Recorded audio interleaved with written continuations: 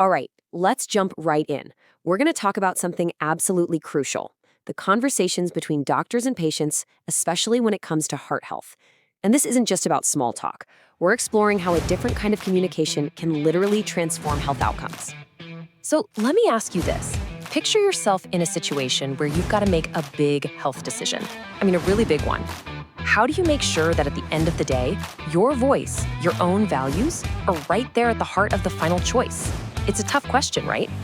Well, the great news is there's actually a proven way to do this. The answer comes down to combining two very specific clinical techniques. And the magic is, when you put them together, they create this incredible synergy that makes them so much more powerful. So let's get into what they are. Okay, first things first. To really get this, we have to understand the core problem. Let's call it the cardiology challenge. Because if you're a patient with a heart condition, you're basically fighting a war on two completely different fronts. So on one side, you've got the marathon. This is the daily grind of self-care, taking your meds, watching your diet, changing your lifestyle. It's a day-in, day-out commitment. But then, on the other side, you've got the sprint. These are those intense, high-stakes moments where you have to make a huge decision about a treatment that comes with some serious pros and cons. So to handle that daily marathon, that long-term self-care, we need our first tool. And that tool is called motivational interviewing. It's a technique that's pretty much tailor-made for building that kind of lasting commitment. Motivational interviewing, or MI for short, isn't your typical doctor's appointment where you just get told what to do. No. It's a very collaborative style of conversation that's all about helping you find your own motivation for change. It really is about digging deep and finding your inner why, that personal reason that's actually going to make you stick with it.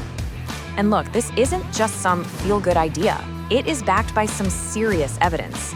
We're talking major studies, a huge meta-analysis, and the really important Motivate-HF trial, all confirming that yes, MI really does improve how well patients take care of themselves. The bottom line is, it just works. All right, so what about that other front, those critical one-off decisions? Well, that requires a different approach, and that brings us to tool number 2, shared decision-making. Shared decision-making, or SDM, is pretty much what it sounds like. It's a process that completely changes the dynamic. You're no longer just a passenger on this journey. Instead, you become the co-pilot. You're right there with your doctor, weighing the hard medical evidence against what actually matters to you, to your life, and choosing the best way forward together. And hey, don't just take my word for it. The American Heart Association has made it pretty clear. They say SDM is absolutely critical in cardiology. Why? Because so many of the decisions involve these huge trade-offs that can totally change a person's day-to-day life. It's just fundamental to good care. So we've got these two powerful tools for two very different challenges. But here's where it gets really, really interesting. This is what the source material calls the powerful synergy. What happens when these two approaches are combined? You can see how it flows. The conversation often starts with motivational interviewing, right? That helps uncover a patient's real goals. And in doing that, it naturally brings what a patient truly values to the surface. Well, that foundation is the perfect setup for shared decision-making. Now the decision can be shaped around those values, and the result? The patient is way more committed to the path they help choose. So what's the end result of all this? It's simple, and it's powerful. You get better daily self-care because the motivation comes from within, and you get those big medical decisions being made not just on clinical facts, but in a way that is deeply, truly aligned with what the patient actually wants for their life. And here's the real game changer, the clinical payoff. When patients feel that sense of ownership and they're connected to their own why, they are so much more likely to stick with their treatments. This synergy directly attacks one of the biggest problems in medicine, not adherence. It's a huge deal. Okay, so if this combo is so incredibly effective, you have to be asking, why isn't this just how it's done everywhere? And that brings us to the final piece of the puzzle, the gap in practice. That is, the gap between what we know works and what we actually do. Get this, researchers did an audit of cardiology guidelines over a whole decade, and what they found was pretty stunning. Even with all the proof that it works, formally including shared decision-making in the guidelines is, well, it's rare.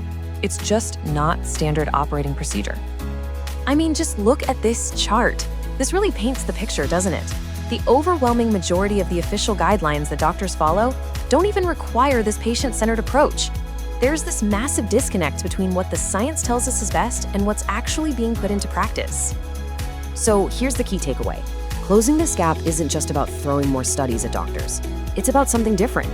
It's about training clinicians in a whole new set of practical, coaching-type skills so they can really master both of these communication techniques in their day-to-day work. Which really leaves us with one final big question to chew on. As we think about the future of medicine, is it all about finding the next wonder drug? Or is it just as much about perfecting the human conversations that actually bring those treatments to life for each and every patient? Definitely something to think about.